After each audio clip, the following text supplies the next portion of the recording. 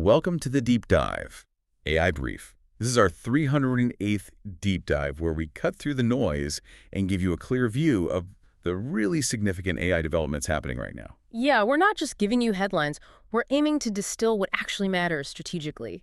And looking at things this week, what really jumps out is this intense focus on specialization. Specialization, right. It feels like we're moving beyond the general do-everything models. Exactly. We're seeing tools being built to win very specific industries. So today, we'll dig into three big ones. Anthropic taking Claude deep into Wall Street finance via Excel. Okay. Then there's Odyssey 2, which is kind of changing video generation into something interactive happening in real time. Real-time video, interesting. And finally, OpenAI's big updates to GPT-5, specifically tackling the massive scale of mental health conversations and crisis recognition. Got it. Okay, let's unpack that first one then, the spreadsheet conquest, as you put it. Anthropic and Claude for Excel. This feels like a major play for the finance world. It really is. They've launched Claude for Excel. It's in beta now.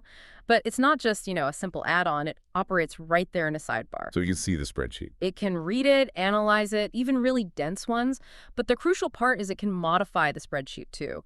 Fixing formulas, explaining what's already there, filling out templates. It can build new ones too, right? From scratch. Yeah, building entirely new workbooks based on a prompt. That alone is a huge step up for productivity. But lots of models have APIs that can talk to spreadsheets. Yeah. What makes this different? You mentioned specialization. Right, that's the key. It's the vertical integration. They didn't just give it spreadsheet skills, they gave it direct financial connectivity.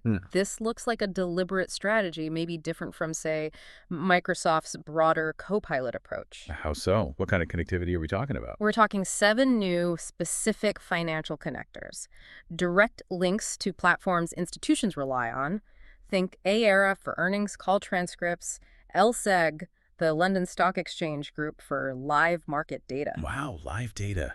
Live data feeds, yeah. And Moody's for credit ratings, things like that. Yeah. It makes Claude much more context-aware in that financial environment. Okay, that is different. It's not just using its general knowledge. It's tapping into real-time institutional data sources. But that makes me ask the obvious question.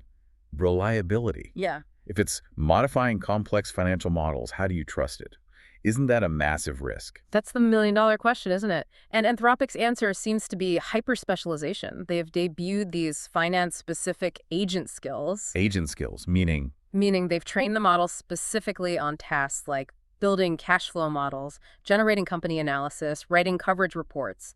It understands the structure, the language of finance. So the idea is, by narrowing the domain and plugging into trusted data sources, they get higher reliability than a general model could. That seems to be the bet. Aiming for precision and maybe even auditability in a field that absolutely demands it.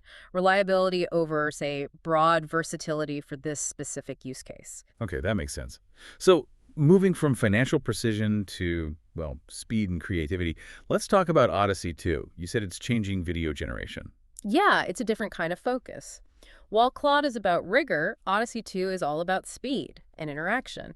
It's generating streaming AI video at 20 frames per second. 20 frames per second, that's fast. It is. New frames pop up every 50 milliseconds. That's basically real-time playback as it generates. And the interactive part, that's what sounds really new. Most AI video tools, you type a prompt, you wait, you get a short clip. Exactly.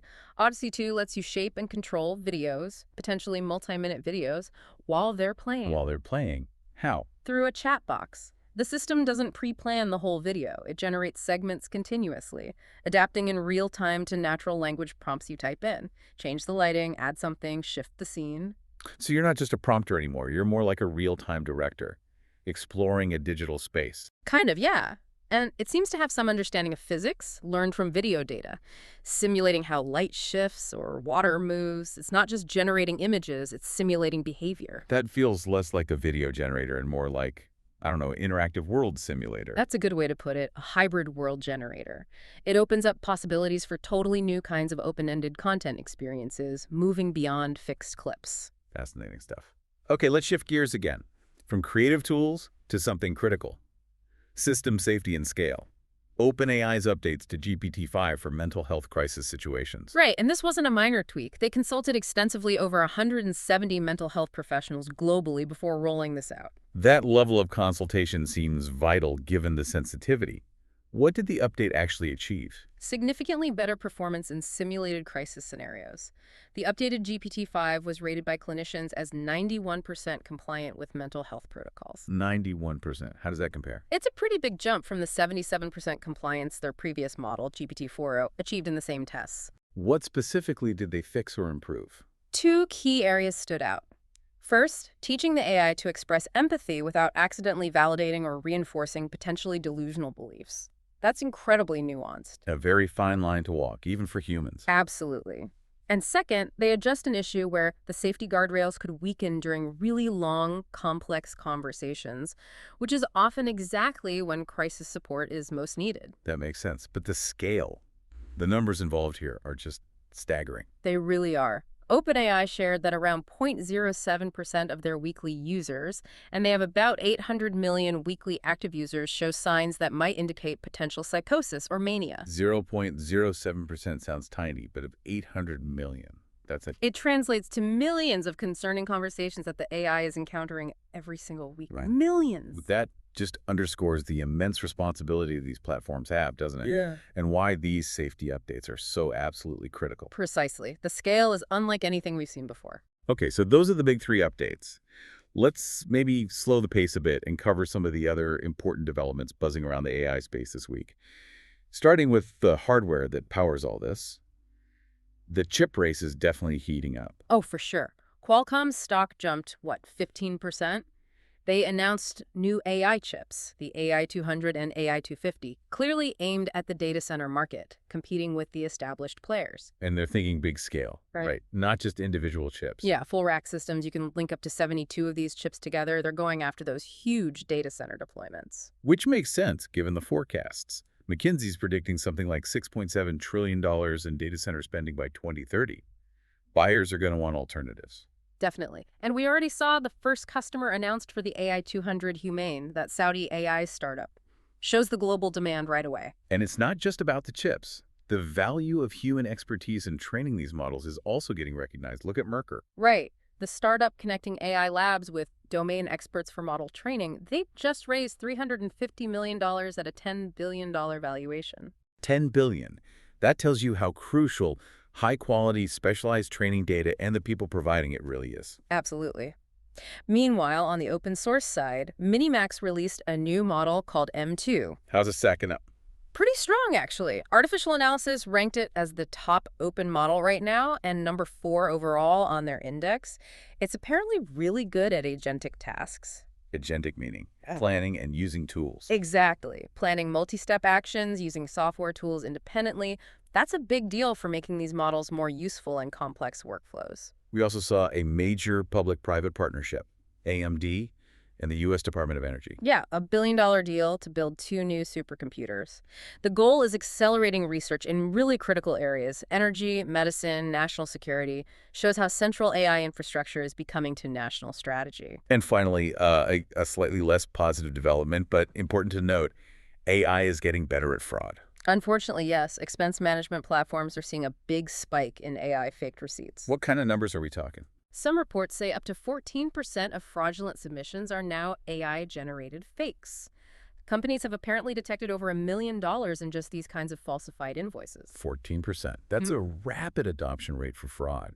Shows how easy it's becoming to generate convincing fakes. It really does. The tools are getting so good and so accessible, it lowers the barrier for this kind of thing dramatically. It puts huge pressure back on detection systems. The classic arms race. Okay, so to wrap things up, let's quickly mention some of the trending AI tools out there this week, tying back to some of these themes. Well, obviously there's Claude for Excel, that new research preview we discussed for finance, and Odyssey 2 for the interactive video generation. Beyond those, Mistral AI Studio caught my eye. It's a platform aimed at helping teams get AI prototypes into actual production faster. Yeah, breaking that gap is always a challenge. And along similar lines, HeroUI uses AI to help build user interfaces quickly, again, speeding up development. There's also Pixelshot, which turns regular photos into sales images using AI. Voicetypr, an offline voice-to-text tool aimed at founders. And Revise, a tool designed to polish your writing but trying to keep it sounding like you, preserving your original voice. Lots of tools focused on practical application and speed. Definitely. So that brings us to the end of this deep dive. Lots of movement, particularly that push towards deep specialization. It really makes you think. We saw finance, real-time video, mental health safety, all getting these hyper-focused AI solutions. So the final thought we want to leave you with is this. Considering this relentless drive towards specialization, which area do you think is next? What industry? Maybe healthcare, maybe law, maybe material science is poised for that next really big paradigm-shifting AI breakthrough that just rewrites the rules? It's a fascinating question, something to definitely keep an eye on. We certainly will be. Thanks for joining us for this AI brief deep dive. If you found this valuable, please do follow the show and maybe share with others who want to stay informed on what truly matters in AI. Until next time.